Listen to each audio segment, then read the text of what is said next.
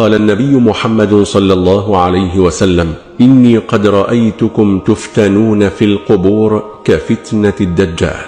وهناك 5 أشخاص لن يفتنهم الله عز وجل في قبورهم، بل هم آمنون إلى قيام الساعة. الأول هو من داوم على قراءة سورة الملك كل ليلة.